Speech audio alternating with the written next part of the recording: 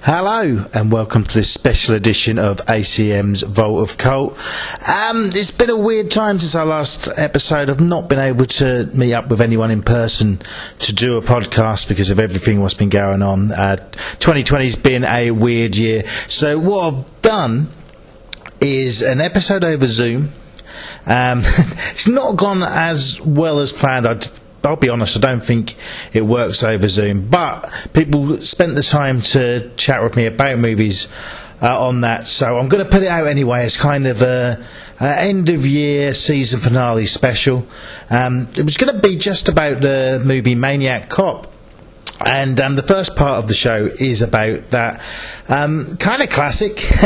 As you'll hear, my guests weren't so keen on the film as I was. But one of the guests mentioned a film that he wanted me to watch and see my opinions of. And we were going to do that as another episode or maybe a special.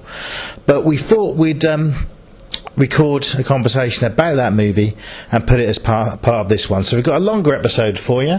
I'm going to be taking a break until I think we'll come back with a second season.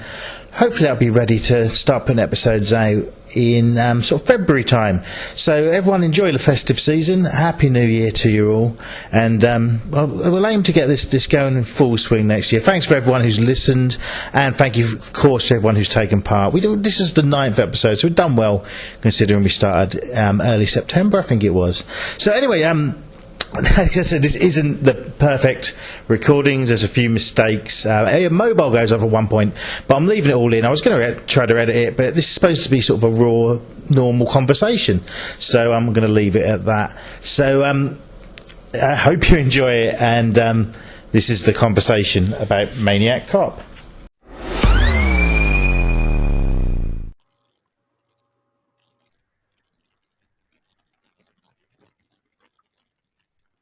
Hello, thanks for joining us. This is the first ACM's Vault of Cult podcast to be done on Zoom. Having a bit of Zoom trouble, but that's technology and I'm clueless. That's why we talk about films that we all watch on VHS, obviously, because we're old school. But we are focusing on 1988's classic Maniac Cop. I'm joined by three mates who haven't seen it before, or hadn't seen it before. Two have been on before, and we've got a newcomer. Newcomer James, do you want to introduce yourself? Hi there. Yeah, my name's James. I'm an artist that runs Mind Diddles and a shop called West End Music. Yeah. And you're a fan of sort of cult and older films, yeah? Horror films, that sort of thing? Yeah, I think I was more when I was a teenager. It's not something that I watch lots of now. Yeah. But I'm game for anything, so. Thought you give it a go. And Yeah. Antonia and Adam, you're back. You've recovered from Texas Chainsaw Massacre 2. Yeah, but barely.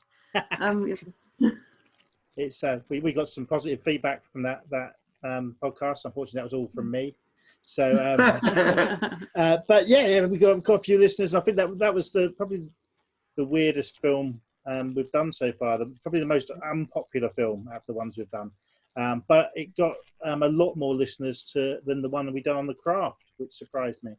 Because the Craft, even though I don't think it's as good a film, is remembered more fondly, I feel. But this is Zoom, so this all feels weird to me doing this over Zoom. And yeah, but we're going to go crack on. Maniac Cop was released in 1988, bombed at the box office in the US, didn't even get a cinema release over here, but done really, really well on home video. And is there a reason why this film passed any of you by? Had you particularly avoided it? I'd never heard of it. Like, yeah. Otherwise, I would have been all in if it had come to the radar. Yeah. I think I'd come across it on Not Coming to a Cinema Near You. Film review site that's now defunct, sadly. A lot of the writers have gone on to bigger, better things. But they used to do a 31 Days of Horror each Halloween, which I'd sort of follow loyally in my early 20s. And I remember them reviewing it then. But I'm not a big slasher fan. I know it's a sort of pretty late slasher coming in at the end of the 80s. Yeah. So that's mainly why I haven't seen it. Did it get a positive review from them? Faintly positive. Yeah. They basically said it does what it says on the tin. There is a cop in it, and he is a maniac. So yeah. Yeah. And Antonia, had you heard of this one? I hadn't. No. I mean, I do generally kind of appreciate sort of most of Bruce Campbell's oeuvre, as it were. But yeah, Maniac Cop unfortunately had eluded my attention up until now. I say unfortunately. Well, that's the thing. I mean, it's probably remembered fondly by a lot of people, mainly because of the two main stars, Bruce Campbell and Tom Atkins. Tom Atkins, I'm sure if you didn't know who he was, you'd have all seen him in films before, yeah? The main sort of cop. Yeah, he was a bit of a legend.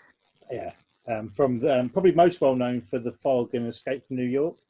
Also in a film a few years before this called Night of the Creeps, which if any of you have seen is fantastic, from the writer-director of The Monster Squad, which is a bit of a classic. But I reckon by the looks of you, I can see your faces, that film passed you by as well, yeah? I've heard of The Night of the Creeps, but yeah. Yeah, okay. Well, I'll just sort of summarise the film briefly for those listeners who haven't seen it. It's I'll talk about I have spoke about the directors and writers in the intro, but it comes across as a run-of-the-mill slasher film, but it's a cop, and this is the strange thing about it. The first sort of third is almost like a who's done it, isn't it? And then it suddenly changes into just violence and carnage and running about and car chases. So I think that's. I mean, obviously I like this film, that's why I picked it. But my main fault with it is how it just suddenly shifts gear from, it's shot when you first see Bruce Campbell is it him? The camera follows him like it does in the first introduction when you see the cop getting ready, getting all these weapons and whatever he does, and then it just turns into almost an action film opposed to a slasher film. Would you agree with that? Do you think that worked for the film, or was one of the negative things? Yeah, I think it does try to kind of almost have its cake and eat it. It doesn't seem to know what it wants to be in terms of film. There are some decent, stunt driving scenes and some reasonable stunts. Some of the stunt people are quite obviously stunt people. There are some bad wigs. Yeah, and there's a scene at the end where Bruce, I think it's Bruce Campbell, comes out of the van what goes into the river, and he's got like long hair when you see the stuntman. That bit's really. I love the sequence leading up to that, where he's just basically being flung about in a van for 5 minutes. Yeah, for me, that's the appeal of it. It's that cheesy 80s, doesn't really care. I did watch this when I was fairly young, and at the time it seemed really, really violent. Which, watching it now, I didn't feel that. I don't know what you guys thought on the violence side of it. It's pretty vigorous neck tilts. But that's about it. There might have been the bit in the shower with all the knives and the faces. That's pretty brutal. Yeah. So it had moments, but it's not sort of constantly violent, is it? No, not by today's standards. Certainly. No. I do still feel it would still be an 18 by today's standards, but that's because the little violence there is quite graphic. But yeah, it's no hostile or anything like that, is it? But some of the effects do look good. I feel, but it's all practical effects. It's not because Bruce Campbell's in it. You might expect almost splatter, cartoony kind of blood and guts like in Evil Dead. But it does. The violence does look more realistic, I feel.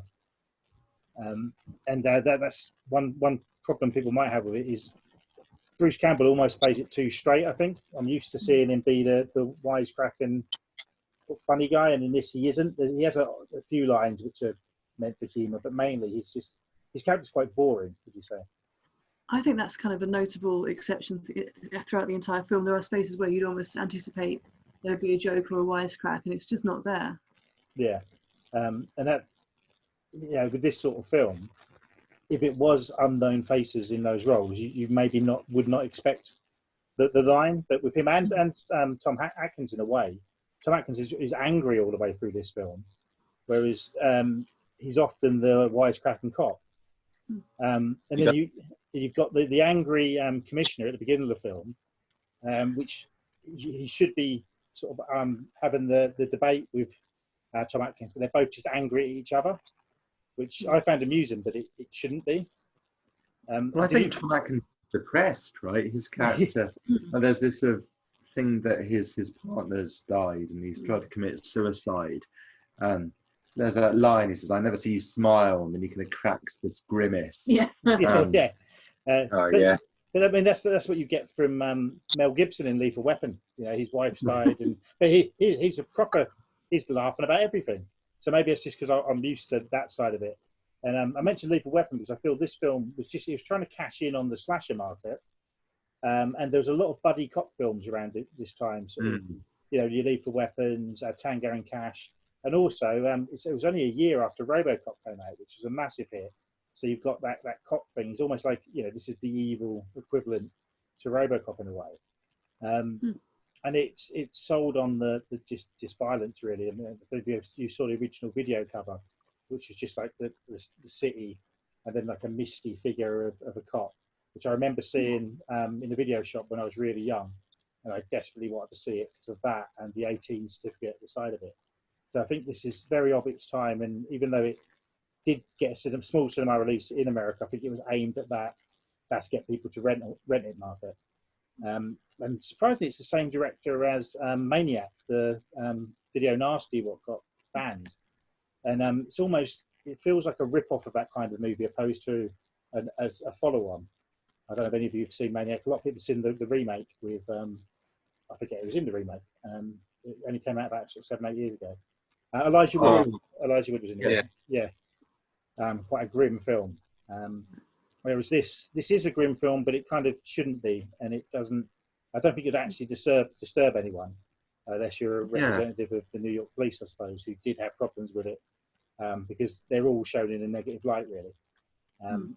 In Turkey, it had a different name, where they didn't mention cop because they didn't want the police to, be offended by it. But I think more over here, if you look at things like the Thin Blue Line, we're used to the police being offended, aren't we? And Constable Goody and all that sort of thing. But in America, it was I think that the aim was so the audience never feels safe, because you'd run away to a policeman, wouldn't you? Whereas in this, they're running away and then they find a policeman and they're more scared than what they were running from. So I see the idea could work. And as a kid, I didn't look at the faults. I enjoyed it for that. Do you think the same film will be made nowadays in controversial times and all the occurrences around Black Lives Matter and things like that? When people feel much less safe around the police than they once were. That's Blue Lives Matter, Maniac cop. But that's something I was going to mention in a bit, because there's a bit in the film where they're watching on TV a news report, and there is a black guy is being interviewed. And best bit of the film. Yeah, and he pretty much says he didn't feel safe for them anyway, and that's it is almost the only bit of political commentary in the film, but now it sticks out, whereas maybe when the film was first released, it wouldn't have done. Yeah, we feel the same. So I mean, I don't think this film would be made now, in the last year, after what's happened in the news. But interestingly, it was supposed to be remade and still on IMDb in production to be remade. But I think it would have to be a completely different film. I think that, not a completely different film, but the rest of the police, other than the main villain, have to be represented better, because they're not really in this, are they? I mean, I think you could make quite an angry political film with this premise. Yeah. But it'd be a very different kind of film. Yeah. So it'd be interesting if it does still come out. I mean, it had 2 sequels, which surprised me. So it must have done pretty well on video to get that. And it's the same writer in it. And in the third one, the same guy comes back to be the Maniac cop. Who did you recognise him? I forget his name. It's Robert something. He's been in loads of it. I recognise the name. Yeah, Robert Dazar, isn't it? Who's he played loads of villains. I think he's in like the Darkman sequels and Xena, Warrior Princess, things like that.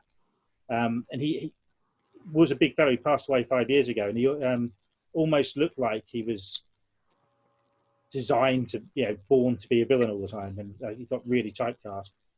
Strange looking fella, scary, big chin. Which For a lot. so, There were chins all over this movie. yeah, well, It's a very, very skin-heavy film. yeah, well, it says on IMDb that both him and Bruce Campbell's nickname was the Chin. So they, you Had say a chin on.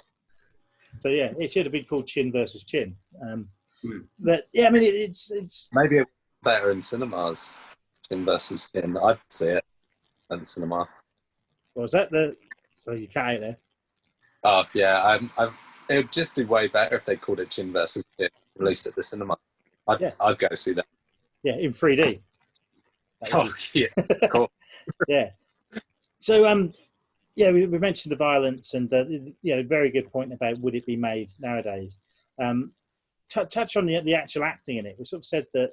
Well, I've more said that there's no humour and stuff. But do you feel that it's typical sort of B movie acting a little bit better, or did any of it stand out? No one dares say. Because for me, a lot of the smaller roles were very almost TV movie style, I'd say, and so a lot of it didn't feel real. Quite sort of television acting, telenovela type actress. Yeah, and I'd say Tom Atkins was good. Bruce Campbell, I think, is underused, and he actually doesn't like the movie at all, and said that recently said he only done it for the money. But bar Evil Dead, it's one of his more famous films, I'd say. But yeah, he's underused. I thought the other cop was fairly watchable. I thought she was quite good. Yeah. She's still acting as well. She was in probably most well known through Airplane 2. She was in that. But I think she was sort of in a lot of B movies, the sort of scream queen type actress in the 80s, and then still working today and probably does a lot of the Comic Cons, that sort of thing. And her character actually developed a lot through the film, I thought. At first, it's one of those films where people were dropping like flies, and you didn't know whether the character came in that little bit later, and you didn't know how far she'd stick through, and she actually did make it to the end, which is one thing which wasn't predictive about the film, I suppose, because she could have died within 10 minutes. And another thing was killing Tom Atkins' character off an hour through, when he was the top billing of the film. He got above Bruce Campbell, which was kind of different for the time, I think. Almost Drew Barrymore in Scream, that. But then as soon as he's gone, Bruce Campbell takes over from him, doesn't he? And then, then it's the same thing. It's almost like they're the same character in the script. You barely see one, and then the other takes over. That's a tag team in a wrestling match. Yeah. Did you notice, I was talking about the acting, did you notice any of the cameos in the film? There's two I can think of. Yeah, William Lustig himself was the motel owner, I think. Yes, that's. How did you know that one? Because I saw it in the credits. Oh, okay. Okay. Okay, that's one. There's a really big one if you're an Evil Dead fan. Really huge cameo towards the end. When they're that no one seems to know, so I'll say. And I only picked up on this time round watching it. When there's the St. Patrick's Day parade, there's the newsreader, and that's Sam Raimi. Oh. He's on screen on screen for probably about 30 seconds, but he does a bit of voiceover. And he was brought in while they were filming it to do some scenes to sort of get the quality of the film up. And then they sent the scenes he filmed to backers to get more money to get the film finished. So basically, he came on board to save the film by the sounds of it. And the other one is, and I should know the actor's name, but I'm terrible for films I haven't seen, is Richard Roundtree, who played Shaft, was the commissioner at the beginning of the film. He looked familiar, but I never clicked before. And you got to think this is a good 10 years after Shaft, isn't it? So he's aged quite a bit and cut some of his hair down. So I didn't know that until I was reading up on the film. And I haven't ever seen Shaft, and I should have done, because it's one of those films, isn't it? But cameos aside, it's got that sort of memorable, figures like that in the horror scene. I think that might be one of the things or reasons this film's remembered is you've got Sam Raimi, the director, writers have all done loads of other stuff, and it almost feels like a labour of love for them. And it's that unoriginal horror, and it's easy to watch. So fans of the genre do enjoy it. Maybe those coming into it, especially yourselves who didn't watch it when they were young, it might seem that little bit, tame and as I mentioned, unoriginal. Did you say that? Yeah, it certainly seemed familiar. Yeah. It's not so much the tameness; it just felt quite flat. Like I think the direction's not very dynamic, especially as it does have a lot of action scenes. Like the camera's pretty static. It feels quite slow and staid in places. There are moments, but I think it could feel a lot more dynamic. Yeah. One thing I'd say, it was really low budget, but I think they almost tried to do too much with a low budget, opposed to concentrate on making certain things really good. I mean, with a film like this, there's no need for the car chase, I don't feel. But they've made a point of putting a car chase in, which was very 1980s, wasn't it? Feels like every action film had to have a car chase in it. And for a film like this, it's okay. It didn't not work, but was it needed in a slasher film? Yeah, I think the car chase wasn't necessarily. Oh, sorry. Typical. Sorry, yeah, I'll pay you back. Don't worry, I'll edit it. Sorry. That's right. Yeah. That was Sam Raimi suing us. I'll edit that out somehow. But car chase, yeah. Yeah. So I think the car chase it functioned as it was an effective car chase. It wasn't necessary for a slasher film. The soundtrack really helped, I think. Yeah. The more dramatic scenes. You know, that really sort of classic, heavily synthed soundtrack. Yeah, the soundtrack I did think was good. And I didn't make a note of the bloke's name, but he'd done the music for Star Trek Next Generation and Enterprise, or some of it. So he credited to 28 episodes, which is totally different from this. But the music worked all the way through the film, I think, from the creepy, being chase scenes to the action scenes, very of its time. But then nowadays, these style of films are going for the retro soundtrack, so it totally works. And there's no kind of pop song on the soundtrack, which you'd often get in these films. When the credits roll, you could have got a cheesy song, which is on a lot of these slasher films and 80s action films, but with this there isn't.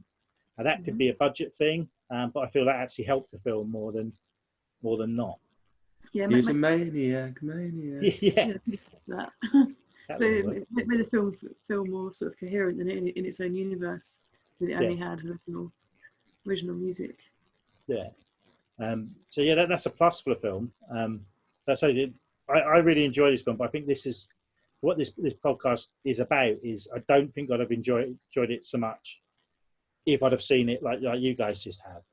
I think that this is the one film I've done of these where that's shown by all three of you. But was there things you did like about the movie? Yeah, I mean, I have a question though, because my attention may have waned at some point. Was the Maniac Cop himself supposed to be a member of the undead? It hinted at that because he had the pathologist. He was on a pathologist's table having an autopsy, and then he was either came back to life or was brought back to life by the pathologist. So is he undead? Because he seems something other than human. Yeah, because towards the beginning of the film, he's shot several times. They actually said you don't see it, but the police lady says that he was shot in the face at least twice. So it strongly suggests it's a supernatural being, but that's not really explained. No. I haven't seen the sequels, but just by looking on the covers of them, I think they go more that horror route. Man. Yeah, so Yeah. it's one of those. It's like we said at the beginning. This film. There's a lot going on. It kind of doesn't know what it wants to be. So they've added that. I feel in the way that, in the first Halloween, that he could just be a normal guy. Then at the end, they can't kill him. I think that's the same sort of thing in this, and the same in the first Friday the 13th, really, isn't it? Where Jason is humanish. So yeah, I think that's just part of it, ripping other films off and just trying to be that horror film, But for a horror film, I feel it's far too actiony. But yeah, as I say, things you did like about it. Anything? I was actually super stoked to see a concrete death. It's something that you just don't really see in films anymore, or often. I think there's two that I remember in my lifetime. That film, maybe one of the Lethal Weapons, someone died in concrete. Yeah. It just doesn't happen a lot, and that was really exciting for me. Yeah, that is a thing from these films. It's a lot of people like myself would watch the Nightmare on Elm Street films, things like this, and it was literally you're waiting to see the next death and how creative they were.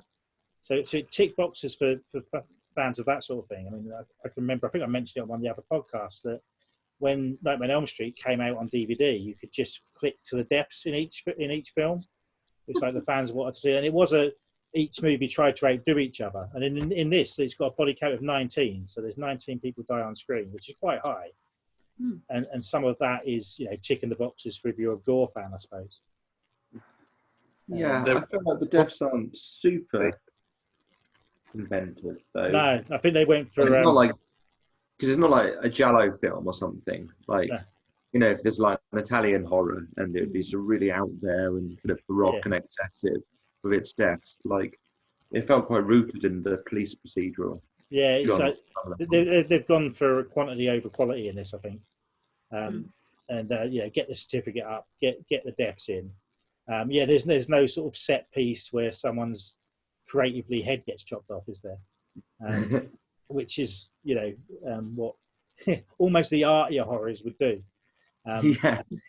So it's not got that, but it has got a high body count. Probably as many killings in this as there is in, say, any other Halloween films. But another thing I felt with is you don't really sympathise with any of the victims because you don't see them for long enough. So it opens with a girl being followed from a bar, and she seems nice enough, but you've got no connection with the character, and then throughout the film, characters introduced then killed, so I think it is it's one of those formatic films which was very 1980s, which looking back is a big criticism, but back then this is how films were, I suppose. And you've got to think this film is 32 years old, which for me it doesn't feel that, because I watched it when I was about 10 and I still think I'm 25, so it doesn't feel that old. But this is another reason I don't think, well, if this film was made now, it would probably be made for the Horror Channel or something really lower budget than it had then. And I think as well, it was trying to create a character for a franchise. It wanted to be the next Jason or Pinhead, that sort of thing. And even though there was a franchise came out of it, I think there might have even been a failed TV series or TV movie or something as well. It's one of those spin-off children's cartoon. Yeah, probably. Yeah, RoboCop did, didn't it? I think it's trying to be something of its time and wasn't, which I suppose makes it more, for the people who did like it, gives it that cult appeal. There probably was merchandise and that sort of thing.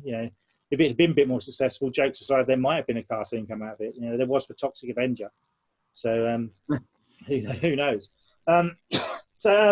Any other positives apart from the fact it was only like 80 minutes? Yeah, actually, it's an indirect positive, but it wasn't too sleazy. Yeah. Which is usually the case with slasher films. Really loads of sleaze and exploitation, and kind of you do come to expect that in a way, and there wasn't any of that. So if you're not a fan of sleaze or the nudity, then the film is a slasher film for you. I don't think was there any nudity in it or anything like that? No. No. Oh well, apart from the nudity in the shower scene, there's the sort of homoerotic Oh nudity. yeah, that's true. Yeah. Bit that we all remembered well. But one thing at the beginning as well, it's like when it's trying to, I think it's too obviously trying to make the viewer think that Bruce Campbell's the killer, that you know that he isn't. Yeah. But it's like you're supposed to think he's off to go murdering someone, but now it's all right. He's only cheating on his wife. My God. And then It's and then poor he's wife. yeah, exactly. Then she dies. He doesn't care. He doesn't care at Oh, all. yeah, doesn't he? No, and then he's almost Yes, like, he's great, back in prison. It's nice. I can be with my girlfriend now the wife's dead. It's almost like he set it up. Bad man. And the actual killer's just waiting randomly in the car in case she comes out as well, isn't it? It's just she catches them together, storms off, and then suddenly gets murdered, which is that doesn't really work. But I suppose the writers didn't really think about that, and maybe I'm overthinking about it because we're talking about it. But for me as well, that doesn't set the Bruce Campbell character up to be very likable. Yeah, no. Maybe if they'd have made his wife out to be this horrible person, they might have got away with it, but they don't at all, do they? She actually seems quite nice. Yeah, and quite troubled, and Yeah, you sympathise with her probably more than anyone else in the film. yeah. I like that she's making a scrapbook about crimes she thinks her husband's committing, and just leaves it lying about in the house. I mean, I'm not like, really. Wrong. Oi. So yeah, it's. I mean, but things like that, I think, it kind of makes the film funny. When what I do think is missing from this film is it did need more actual humour, intended humour. As I said, but with the cast it's got, they could have done that.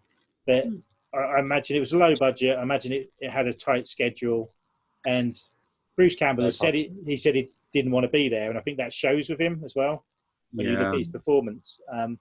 So even though I enjoy it, I think maybe it's one of those that, and a lot of people my age who sort of know young, probably the same. We liked it before we actually saw it. We liked the idea of it. We liked the cover, and liked the fact that there was a lot of brutal kills and switch your brain off time. Well, hey, I'm 12 and watching an 18. But then when you think it's made, a year after RoboCop, around the same time as when even some of the Friday the 13th and Nightmare on Elm Street sequels were quite good at this era. Well, and quite silly and kind of meta, right? I mean, I'm not that, I don't know if like Jason Takes Manhattan or something is vastly superior to this, but I guess it's got jokes, right? Yeah. I mean, this can't have been that far removed in terms of release to New Nightmare, for instance. New Nightmare was 94, so okay, so a little 6 bit years. before. Yeah, but it was around the same time as Jason Takes Manhattan, but it was probably on a third of the budget of that.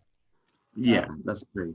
So, although, but the film that sometimes came to my mind was Basket Case. Have you seen that one? Oh yeah, that would have been. Yeah, and Basket Case obviously is similarly low budget, and it's a quite nasty film. I'm not like a massive fan, but it does have quite a lot of jokes.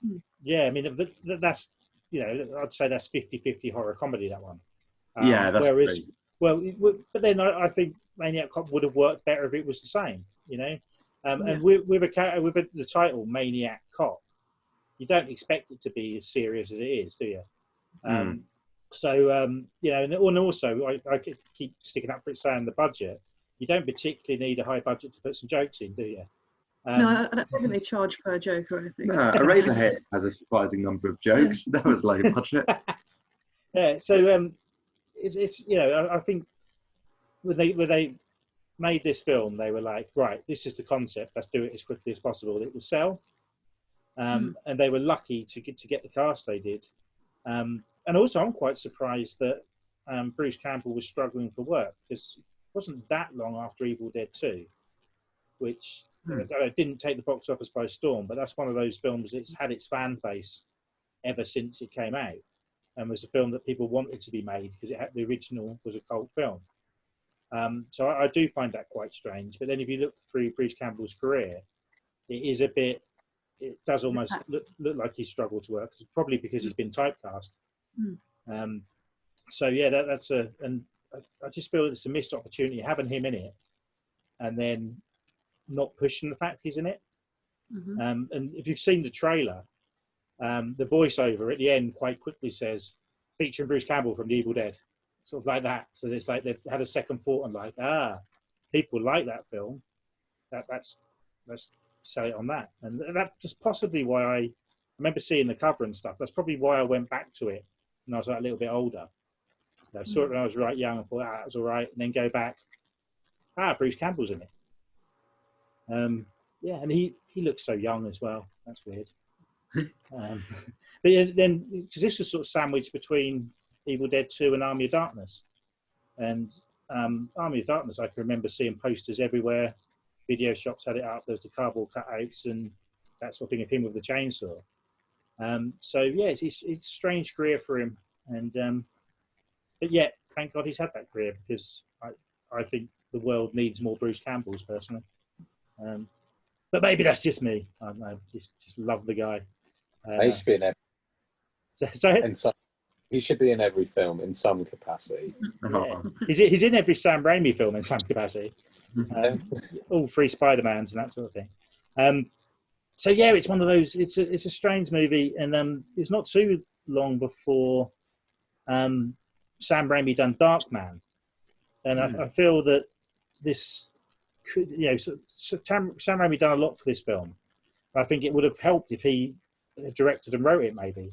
But then I think he went on to do Darkman instead, or that was his top project, and then that bombed as well.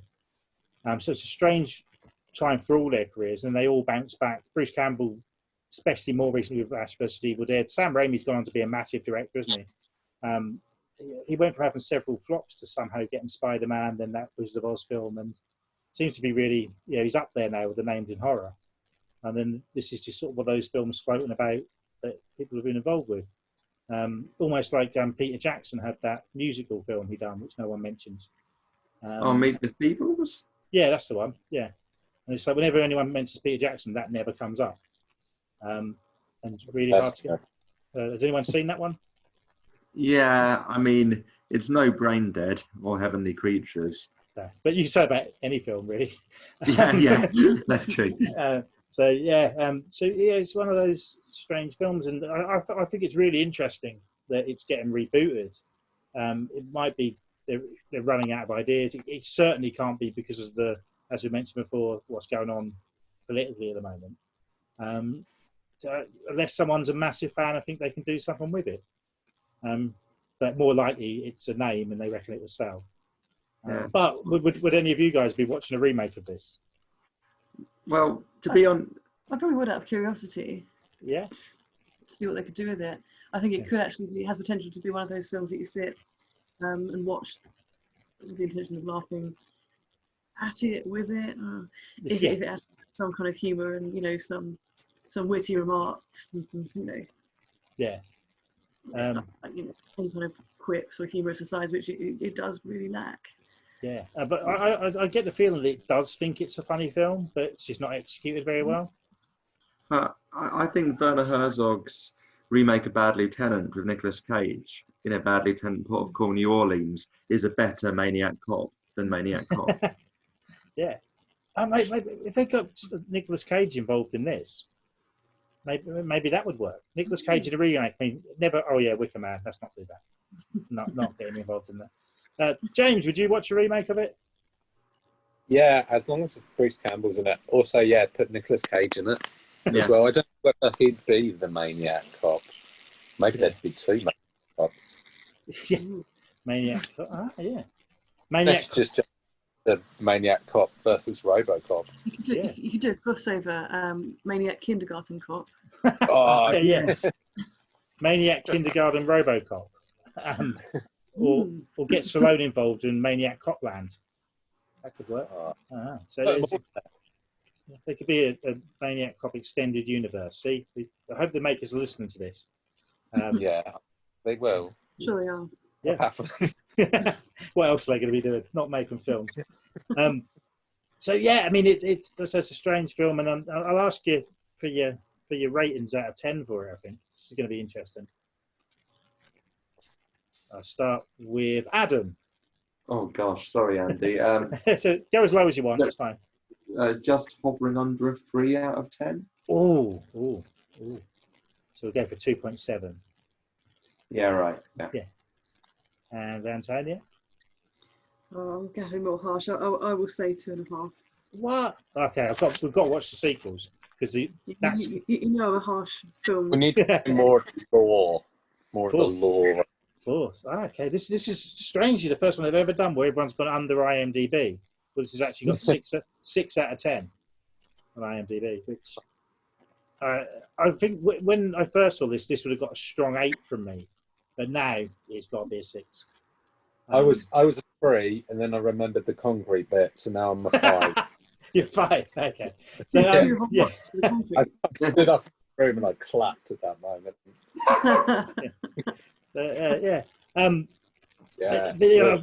I've never seen the sequels. I do know that obviously Bruce Campbell isn't in the sequel. The other survivor and lead is killed off really early in the sequel. I was reading. Is it called Maniac Cop 2 Back in the Habit? It should be. Control. Yeah, their first assignment, probably. But yeah, I mean, they didn't make it to number 7, so they couldn't do Maniac Cop Mission to Moscow, which would be a must. But I mean, it's a possibility. It could still happen. It could. I mean, maybe... and it will get a franchise, and it'll be the biggest franchise we've ever seen. Yeah, people will see the positive vibes we've given from this review, and all go out and watch it. This page is so good. Yeah, Cop the Ring 2 Back in the Habit.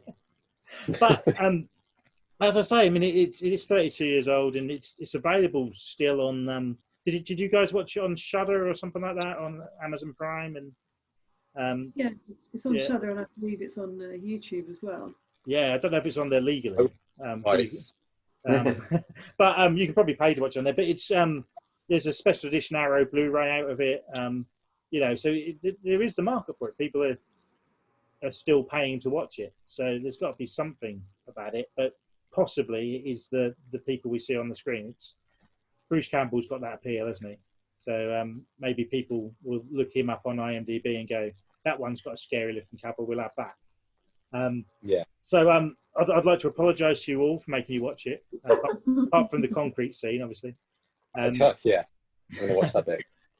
But to be honest, I've probably recommended worse films for all of you. So thanks a lot for taking part. And you can always throw films at me that I can watch and talk about, but they have to be made between 1980 and 1999. The Drifting Classroom. The what and what ring? What? The Japanese film The Drifting Classroom. Is this a silly film? Yeah, well, yes. I don't know if I'd consider it quite a popcorn classic, but you never know. Okay, well, what I'll do... He's got the same composer as did the music for a lot of Miyazaki's early films, like Nausicaa, so it's got that going for it. Okay, well, I'll look it up and I'll watch it, and I'll mention on another podcast what I think. Awesome. Do you reckon I'll like it? I think you will probably find things to like about it, to be honest. It's kind of what I do with films, isn't it? But anyway, thanks a lot. Thanks for doing this. Hopefully get you all back another time, and maybe we can do it in person, because this Zoom thing's freaked me out a bit, I think. I will be honest. But thanks for everyone for listening. Thank you, James. And it's nearly Christmas, so I'm going to buy you some concrete, and you can do with it what you will. Yeah. Well, there you go. As you can see, I don't think it works so well over Zoom. But Drifting Classroom, interesting film. I watched it not long after that, and then we recorded a little chat about that movie. And we'll put it out now here for you as a kind of a bonus section. First time we've ever done 2 films. I think we will stick to just doing 1 film per show in future, but this is a special one. So here you go. This is a conversation I had with Adam about that little gem of a movie.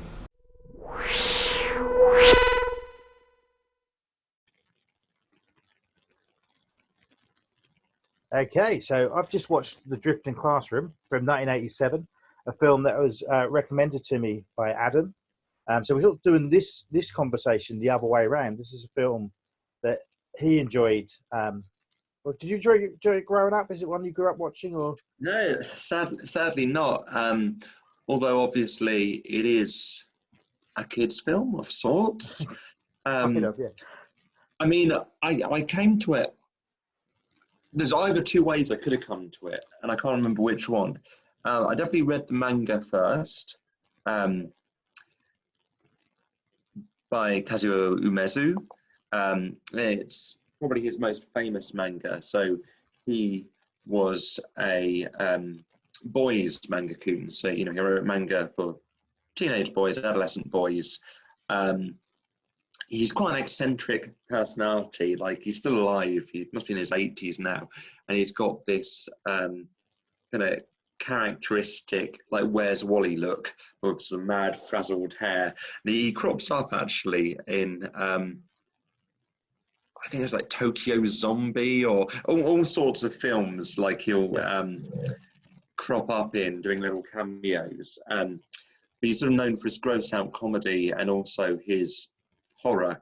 I'm a big fan of the final series he did after The Drifting Classroom called 14, which is even stranger than The Drifting Classroom. It really is possibly unfilmable. I don't know. I'd love to see a film of it. It's about this mad scientist chicken hybrid called Chicken George. It's great. So I'd read The Drifting Classroom. It's quite long. There's a lot of volumes of it. And I'd also previously seen a more famous film by the same director, Nobuhiko Obayashi, House, which is the one he's really known for, which was a few years earlier, from 1977. Have you seen House? I'm thinking about it. I think I have. Is that the sort of schoolgirls go to a house, and it's really bizarre, almost surreal.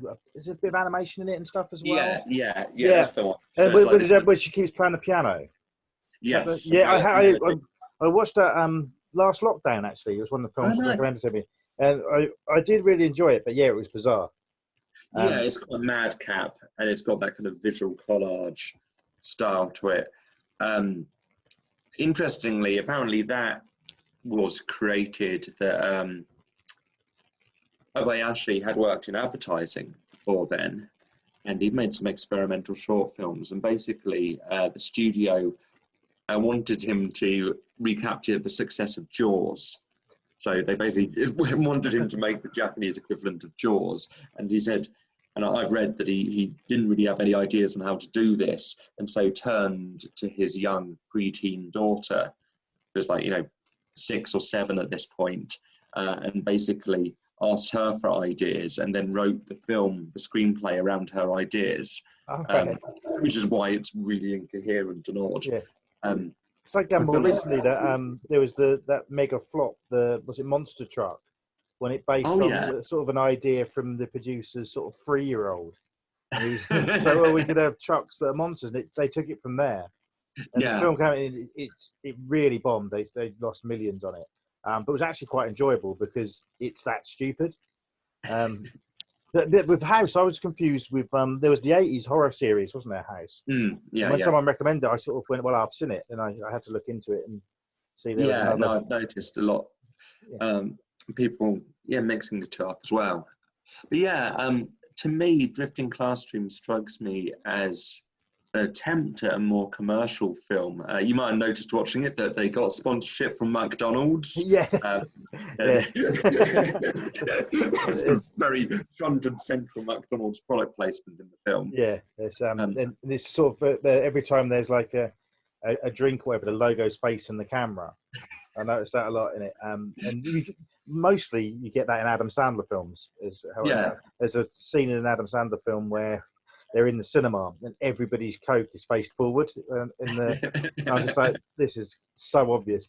But I mean, in the 80s, I suppose it was less acceptable to do that. I mean, nowadays you can sort of properly do product placement, can't you? But back then, I don't imagine. Well, they I think could. it was part of this arrangement by which apparently McDonald's provided all the catering for the film shoot. So I've read there's some great pieces. I think on YouTube you can find it, and someone did an interview with him. But the guy who plays Kenny, who's the one black kid amongst the class,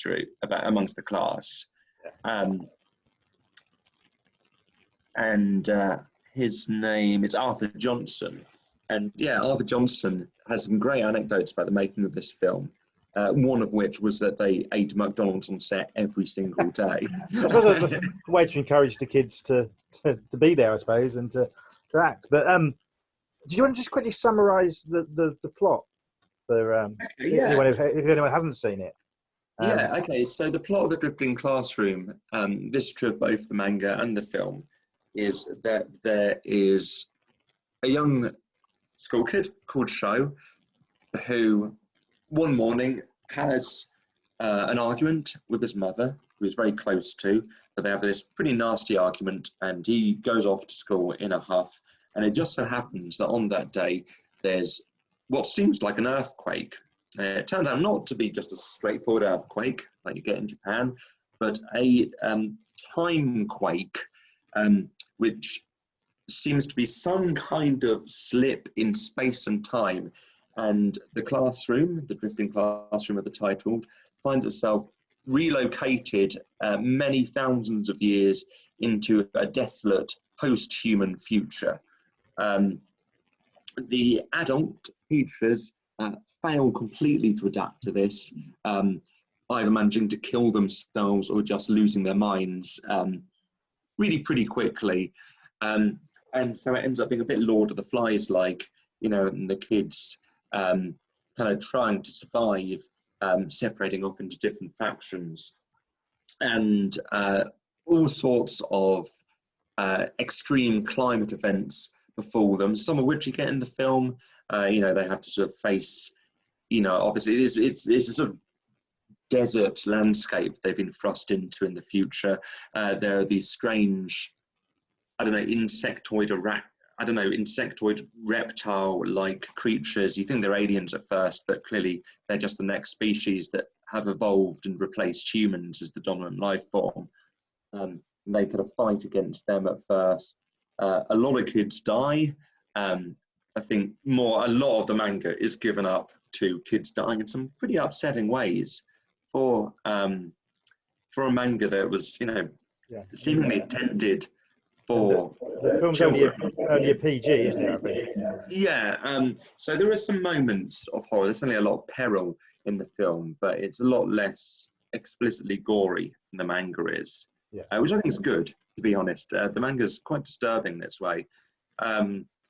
But yeah, the fair number of the kids die. And all this time, there's this sort of odd telepathic, basically like the mother's love is taken really seriously in the manga and this film.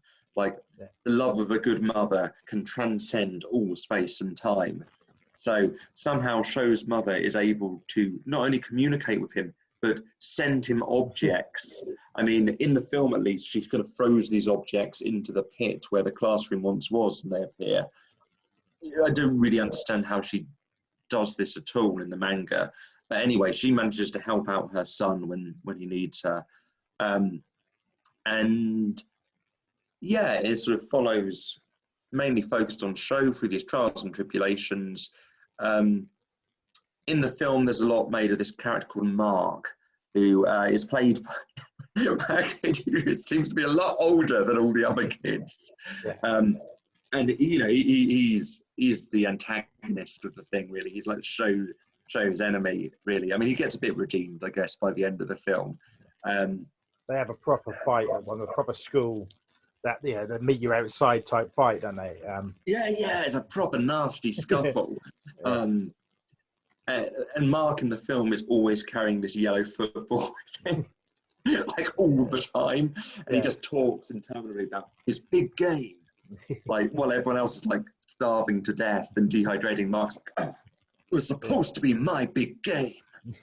What about my big game? Oh, Yeah. really irritating kid.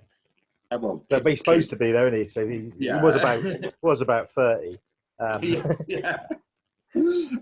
So anyway, lots of the kids die, but actually by the end of it, they managed to kind of form a functional community. Show's mother is sort of placated somehow and knows that her son's doing well, and by the end of it, they're all living quite happily, and even have made peace with the kind of arachnid, alien reptile things, and are seemingly living in harmony with them, which is quite nice. Is it in the manga? Does it carry on? Is this like the intro? No. So I kind of pictured it as it's almost ends like there could be a series of films. And it actually reminded me of, you remember the Dungeons and Dragons cartoon when they're sort of in a different and they're trying to get out, and I thought maybe the books were like that, as like them continuing to find their way home. Not really, to be honest. I mean, the manga, it does sort of finish where the film finishes. It's just there's a lot more in terms of trials and tribulations. Yeah. You know, like there are a lot more in the way of dangers they have to overcome, and certain scenes in that, you know, take place in 5 minutes in the film, you know, take a whole volume or two in the manga. So, for instance, the bit when they kind of go out exploring into the desert and come across the time magic, like the really weird scene, like that takes quite a long time in the manga. Like this whole expedition, the kids have gone for a long time, and then by the time Sho and his group go back to the school, like things have really changed, and they won't immediately let Sho back into the school. A lot more is made of like the different factions and the way the kids turn against each other. So yeah, the film is basically just like a massively condensed version. Yeah. Do you think they've done, obviously being a fan of the manga, do you think they've done a good job with it?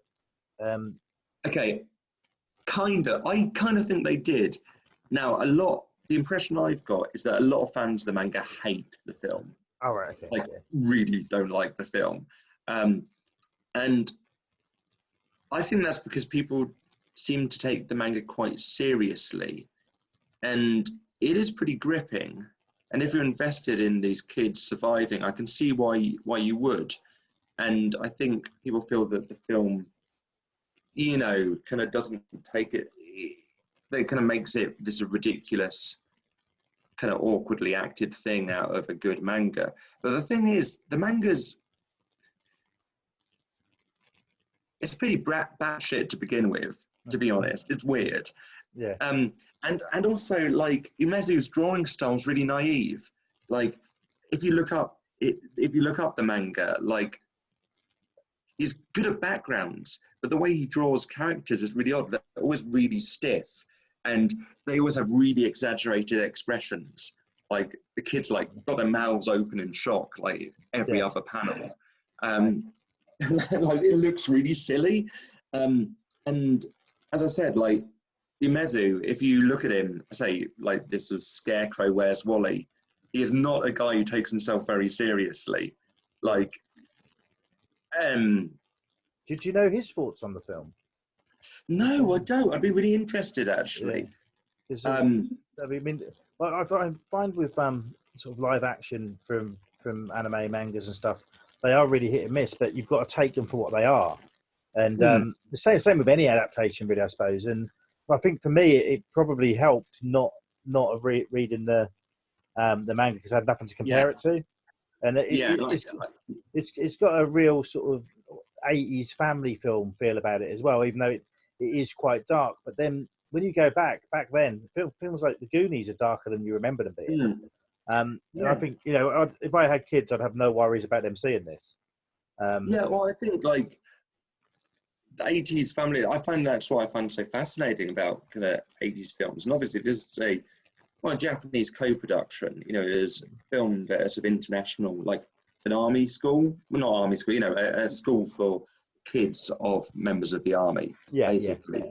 So that's why you have some of the kids talking in Japanese, some of the kids talking in English, and obviously some of them can speak better English than others, which does mean it's pretty awkward. Like, the quality of acting is wildly variable. But I find that quite charming, like, because it's about these kind of kids thrust into this, really overwhelming, weird situation. Like the fact that a lot of the kids are quite awkward, kind of works for me. Like, yeah, but you mentioned that the range in the actability between the kids, there's quite a difference in it, isn't there? So sort of the main ones, really good actors, but and then you'll get that in any film when there's loads of kids, won't you? But also I did find it really interesting that it's pretty much 50-50 English and Japanese, which you don't see that often. Yeah, and the English dialogue is obviously subtitled in Japanese. Yeah. I had to watch the first few minutes again because I didn't put the English subtitles on it. Because I thought that maybe the first few minutes it doesn't matter what they say and then it will all be in English. I just assumed it would be in English for some reason, even though it was based on. I think it's because it was a part American production, wasn't it? Like you say. But I couldn't find much info about it online. I just had a quick look, and there's not much on IMDb. But the first review on IMDb is one of the kids himself reviewing it. Which is quite interesting. And he speaks of it fondly, but only gives it like a 6 out of 10, I think. But that's interesting. I mean, I get the feeling that it was quite, for its time, fairly big budget, was it? Or I get that impression as well. I mean, it's definitely a very limited location. Like, I understand it was basically filmed in a big kind of aircraft hangar, which they just filled up with sand. And then obviously there's lots of matte painting backdrops. But yeah, I don't think it's a really low budget. There's a fair amount of special effects. Obviously there's the alien puppets. Which I really like. I mean, the charm of the film, a lot of the charm is the practical special effects. I mean, nowadays it would all be CGI, wouldn't it? And just not as fun, I don't know. I mean, I think if this was made now, it would be there'd be more special effects, more aliens, but they wouldn't look as cool, I don't think. And that might just be my opinion of, I grew up loving Jim Henson stuff, But I think the fact it was made in the 80s helps it, for me anyway. You've got that feel.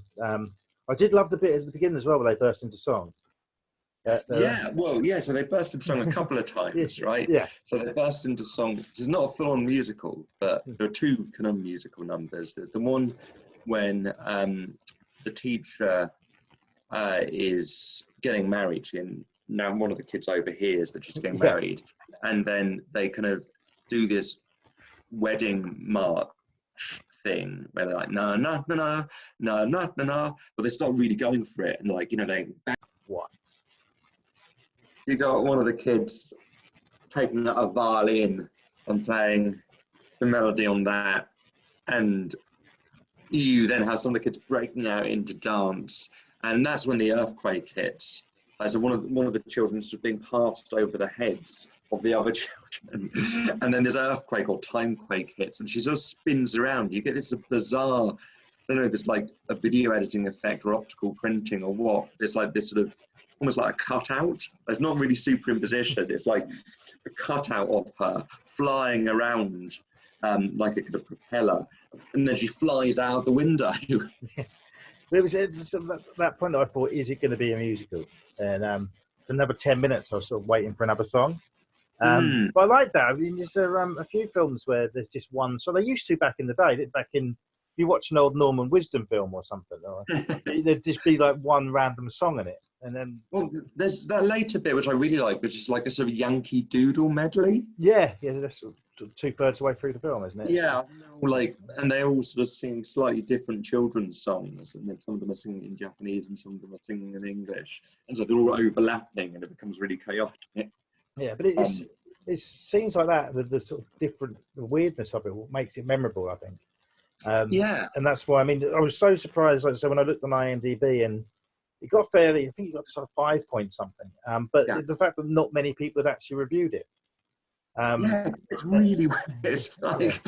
It does seem strange that it's not a cult classic. It's not one that's been re-released or remastered by Arrow, or maybe Tartan was still around.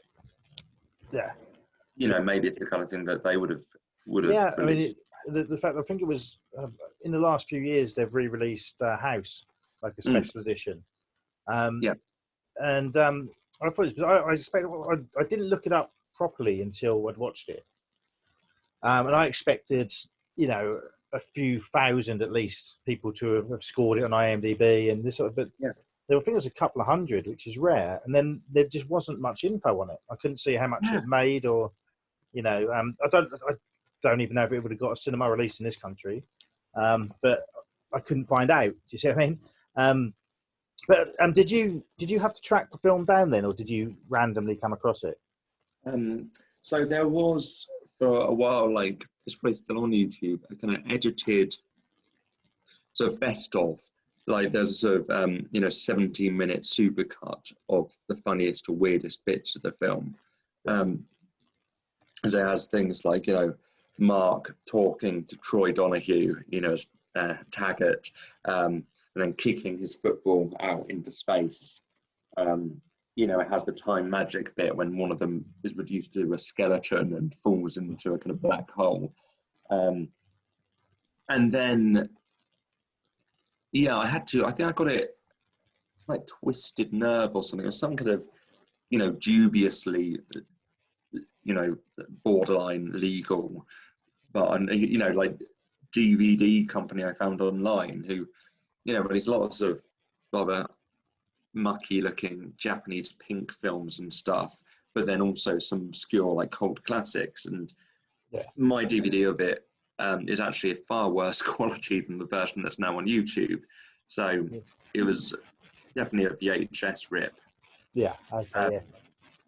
So that's how I watched it, and I really liked it. Well, I found it really fascinating. It's such an unusual film, and I did find it quite charming in its weird way. Yeah, that says one of those films that when it finished, I wanted to find out more about it. You know what I mean? And with I say a good film, an enjoyable film. Yeah, I always want to do that with, find out the people behind it. And most of the actors are only credited for being in the kids anyway, for being in that. A few have gone off to do some other things. Yeah, I mean the biggest star in it is Troy Donahue. Yeah, obviously, who did various sort of B movies and he's one of those just familiar faces as well, isn't he? He pops up in a lot, or did. And that's the thing. Maybe that's another reason that it's kind of forgotten, is that often with films, these 80s films with kids in or whatever, someone's gone on to be a star, and then you go back to it and they're remembered for that. There's an example I can think of is the BMX Bandits film with Nicole Kidman. I don't think people would really remember that if she didn't go on to be the big star. And it's a shame because it's like you say, it's perfect. It was perfect for this podcast because it should have been a cult film, I think. And but then I suppose, the fact that you found it and like it, I bet other people do as well. But then it might get the negativity from the manga fans, so some would be put off it. I think that's exactly it. And it is odd because, like, Obayashi is not a completely obscure, unknown director. Like, as you said, House recently got a lovely special edition, and is a pretty well-known Japanese cult classic. He continued making films right up to a couple of years ago. He died in April this year. And, he was still making films recently. Like, I've seen Hanagatami, which was from 2017, which is a really interesting film. So semi-autobiographical, much less manic than like House or Drifting Classroom, but still very stylized. It's still recognizably one of his films. And that was on Mubai. So, some of his other films are a bit better known, but not the Drifting Classroom. It's got that, even though it's a kid's film, you can tell the way, a lot of it, that he's from a sort of horror background. In a way that, when you watch a Joe Dante film, because he's most well known for, say, Gremlins, but he's from proper horror, he's done The Howling and stuff like that. And you can later on in his career, when he went on to do things like Small Soldiers, he's got that horror feel to it, and I think that works from kids like that. So that's why I think possibly why they went for him for this film. Yeah, it has that slight edginess, like frisson, like that slight feeling of, oh, it's a bit ooky. Yeah. I mean, one thing that's changed from the manga, and I don't know if it's like a joke or that, because sometimes Japanese humor can get lost in translation. Yeah. Or I don't know if it's of Abayashi kind of overemphasizing a theme that is in the manga, because there is a lot of weird infantile energy in Umezu's stuff. Like, you could definitely do interesting Freudian readings of his manga, and there's a lot about mother love in that manga. But like in the opening scene, Sho basically gropes his mother, and is really pouring her, and like, oh, my dear sweet mummy, and things. She has to cut him off, and he's naked, and that's not in the manga at all. Oh, right. Yeah. So I don't quite know what it's doing there, but I think it's probably meant to be funny.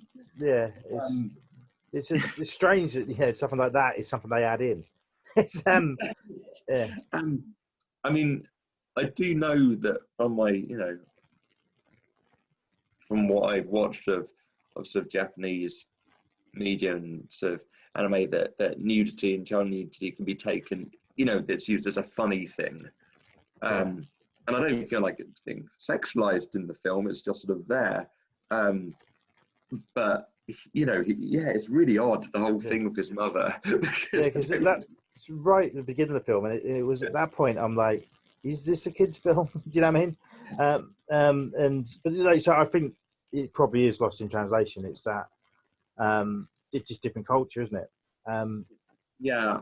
But that might be another reason why in this country it's not. Yeah, I mean, there are a few moments of just, and I think it's a sort of toilet humor thing, right? Or a kind of like so. the little cute alien they find wheeze on the kids, and they gratefully drink the wee, because obviously they're really dehydrated, which makes sense. I'm sure I do much the same, but it's quite But again, I do wonder if this is just is just a joke, basically. Yeah, but I like the sort of alien, almost like mascot for them that it became. I guess so. And that's a sellable. Nowadays you'd be getting toys of that sort of thing, and that and that sort of gave it that sort of 80s almost batteries not included kind of charm to it as well. And to me it felt like a lot of the, even though it was mad, there was parts of it where it really felt like an 80s Hollywood, almost Spielberg-esque in some parts with the characters, and it's kind of almost, the more recently it's a kind of mad offshoot that someone like Luc Besson might do, because he's known for sort of his bigger budget, and then he does a bizarre sort of fantasy film, and I think it's one of those that they could, I said it's of its time worked as 80s. If they're got in the right hands, they could redo this and it do quite well. Yeah, I absolutely agree, because obviously there's been a lot of young adult or teen dystopian survival stuff, right? Obviously Maze Runner, Hunger Games, etc. And even Battle Royale a few years before that. Yeah. Was that based on a manga as well? Battle Royale? No, I think with Battle Royale, I might be wrong, but I think actually the manga came afterwards. So that's what I thought, but I don't know.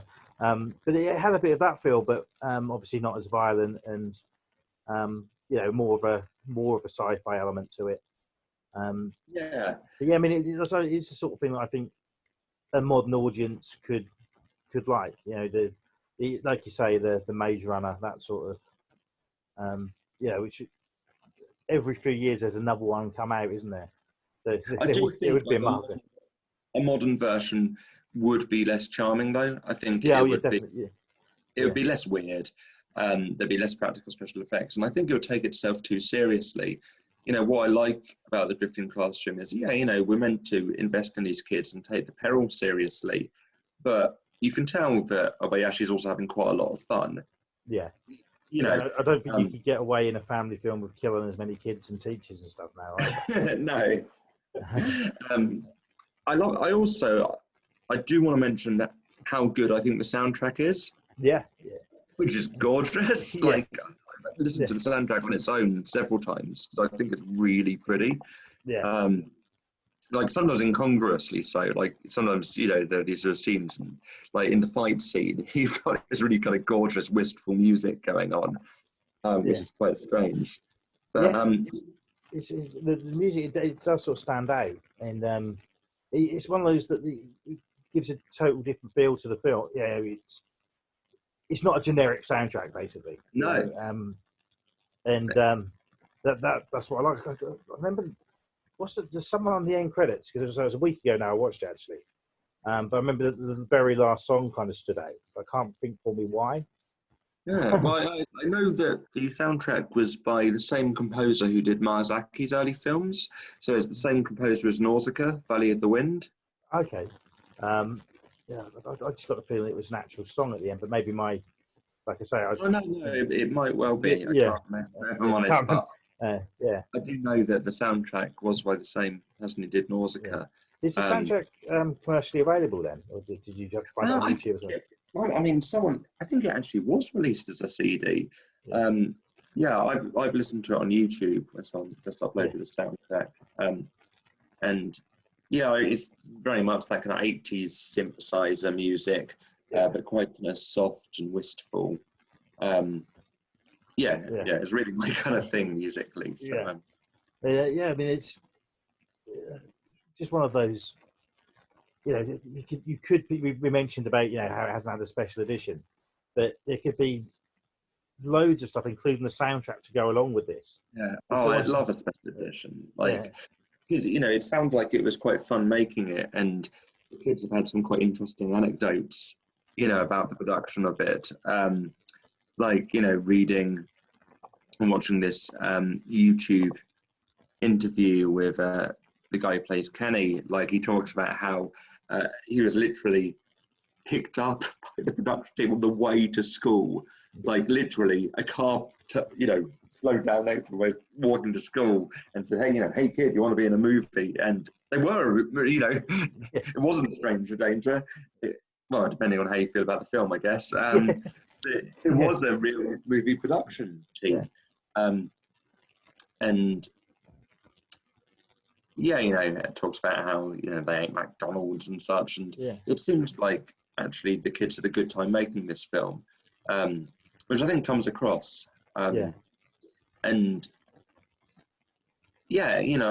special edition DVD could definitely have, reminiscences, following up with what's happened with the kids now, because obviously I don't think any of them sort of became actors. You could have stuff about the differences and similarities to the manga. That's the thing, the fact that it's based on a manga, usually, and no matter how badly the movies do or poorly received, they're usually quite commercially available. It's like the Death Note live action films got slated. Nobody like them, but you can still pick them up on DVD in any HMV or whatever. And I'd think there would have been a call for this because of fans of the manga, unless it's just hated that much. I can't imagine that. I can't imagine. If the only faults with it, I haven't read it, but is if it's too different. Maybe something will happen with it soon. I mean, it's a couple of years off 35 years old, isn't it? So there might be a. Yeah. I mean, with the death of the director, I did wonder if there would be kind of BFI retrospective or something. certainly his later films, the films he made over the last decade, were pretty critically acclaimed and taken fairly seriously. So I did hope that that would lead to some kind of reappraisal. Because, yeah, I don't know. I think,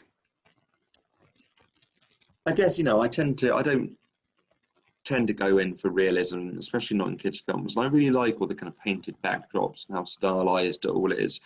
And like it gets really kind of abstract in places. Like some of the camera movement gets really fast and loose, right? Like in moments of drama, the camera's all over the place, and it's being knocked about. And I like the fact that it's willing to move into those kind of spaces. Yeah, I mean, and when you think about it, there's it looks great, it feels great. And we mentioned the music and stuff, but if you were to watch this as a kid, I can't see you not loving it, because it's the whole, the teachers die, the kids take over, and it's fun. There's a fair bit of sort of, I don't have a word for it, is action, but I suppose it is, just an enjoyable. If I was sort of 7 or 8, I think I'd have really loved it.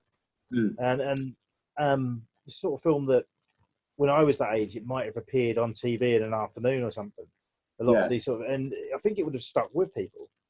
And so that might, I mean, I don't know what the distribution was like when it was released, but I'd never actually heard of it until you mentioned it. Yeah, I feel it must have been quite a limited distribution. Like, I say it. I must try to find out more about it. But as you say, it's hard to research. Yeah. Like, when I first watched it, I found it so fascinating. I wanted to read more, and all I could find were full of interviews with some of the kids who'd been in it. Yeah. Maybe I might get on Twitter and start tweeting about it, and the film company, that sort of thing. Do some tagging and see if I can get any more, or see. Nowadays you can, with the internet, you can access it. There must be fan pages for it and that sort of thing. But it's a matter of finding them, I suppose. It's like, it's just bizarre to me that it's not a bigger film, even even for people who wouldn't like it. It's the sort of film that you can talk about, And weirdly, additionally, there's an American TV film of it. All right. Which I haven't seen. Okay. Where did that come out? I'll see if I can. But not that long after, around the same time. So, I was quite surprised that. Maybe they pushed at the time the American version more then. It was a bit later. Yeah, Drifting School, 1995. Okay. But that's the thing, is it's not just a classroom that drifts, is it? It's about it's a part of the school. That threw me a bit. But so there is another version. I'll see if I can track that back. But it looks quite. So the 95 one, it says the film is about aliens coming to Earth, and a drifting school student, Kenny Smith, has to save the world before everyone on Earth dies. So it feels like they've kind of made the narrative more conventional. Yeah. It sounds like it's very loosely based on it. But I mean that, I don't suppose that being 8 years later would affected the release or how well this film done.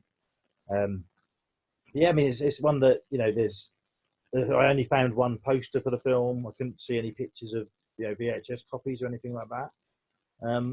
But then it is out there. The fact that we're talking about it says that other people might, and it's one that I will go back and watch. And it's for anyone listening, it is on YouTube. I don't know if it's legally on there or not, but I'm very anti sort of piracy and that sort of thing. But if you can't watch it anywhere else, which it doesn't look like you can, I couldn't find it on Prime or anything like that, and I'd be perfectly willing to rent it, sort of thing. But same here. I mean, it's a film I don't buy so many DVDs anymore, but I really would snap up a special edition of this. Yeah. I just find it fascinating. And it's such a kind of visually interesting film that you really do want to see it in good quality. Yeah, and it flies by as well. It's about an hour 40, isn't it? And it really doesn't even feel that long. But I think it's because so much happens in it. Yeah, it's dense. It is. And it's I think that's a good length. Because there's nothing with more modern films like you said Hunger Games and stuff. They're all sort of well over 2 hours, aren't they? And I think for this, it's part of the charm is it's over before you can always take it in. Yeah. It's definitely one I'll go back to, and I think it'll probably be one that I enjoy more with each watch.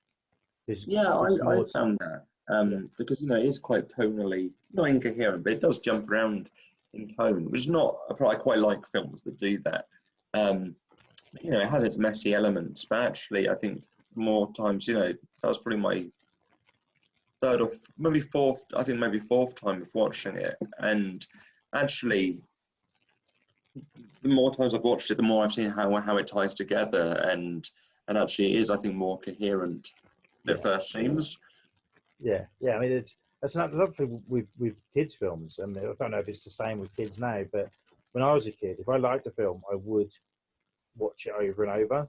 And I think that with a film like this, it's good because there is a lot for it, especially youngsters to take in. So I think they'd go back to it and then enjoy it more. And it's got that thing about it, opposed to a more simple structured film. Whereas kids would get bored. Whereas I couldn't imagine anyone like or not. Can't imagine anyone being bored during this film. Yeah, it definitely keeps you on your toes, and it has all this kind of cross-cutting between Chloe's mother and show what's happening in the past, and the different students at the school, and at first you've got quite a lot of teachers as well. So yeah, there is a lot to it really. And I don't know. I think often the films, especially I guess kind of kids films or films of that period that I'm really fond of, somehow the elements that would normally detract, or I normally see as not so good or kind of shoddy, weirdly add to it.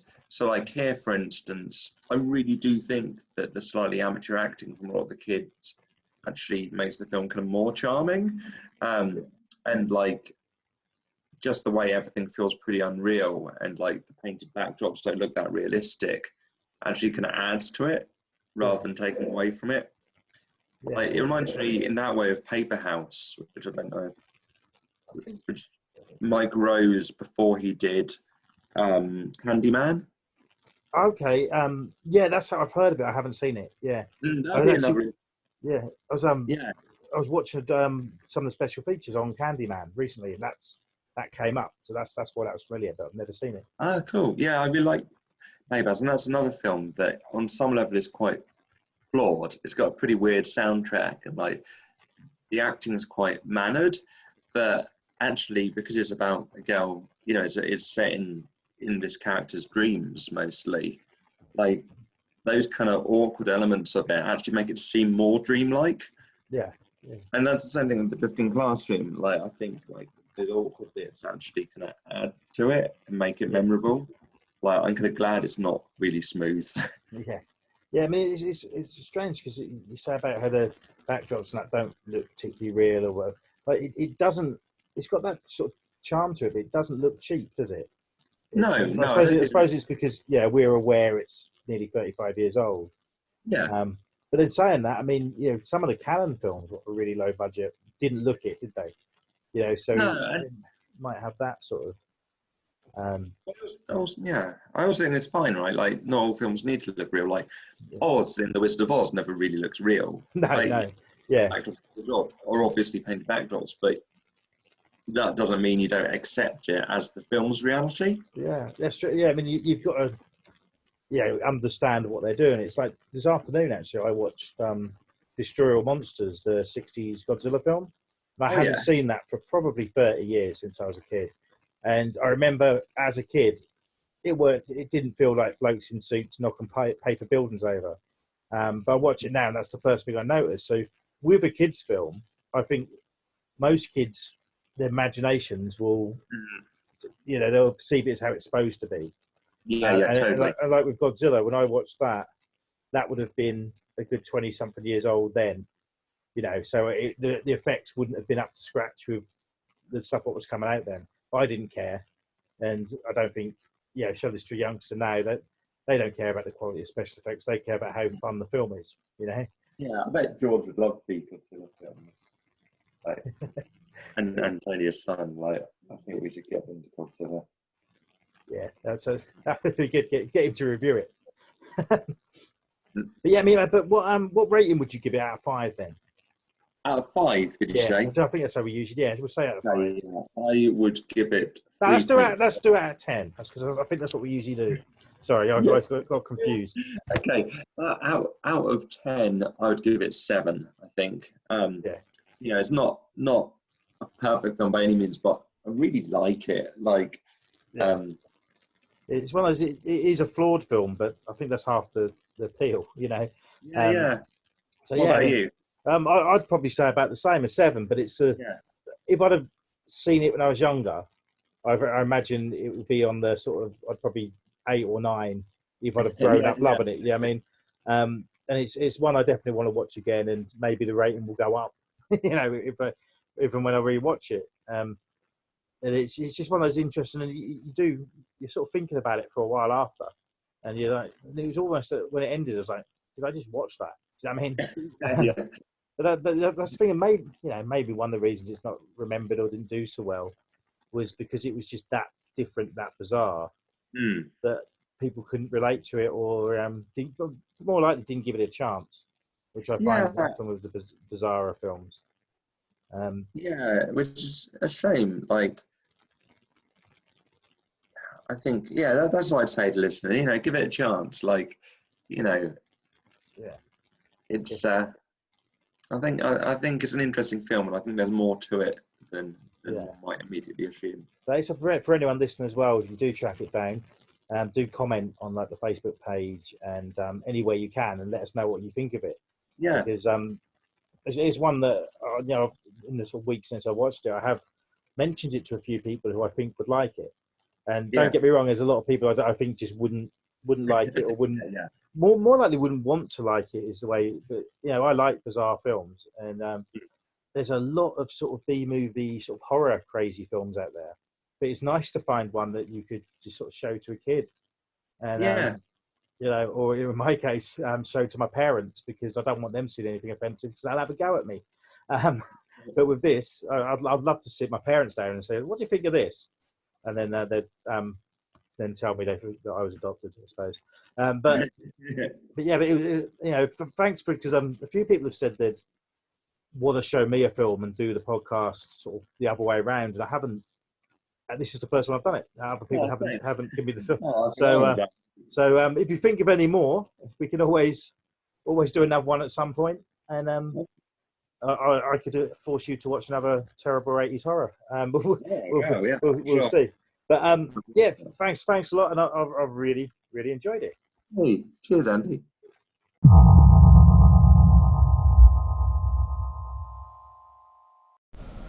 And once again, thanks everyone for listening. We'll be back next year for more underrated movies from the 80s and 90s. See you all soon.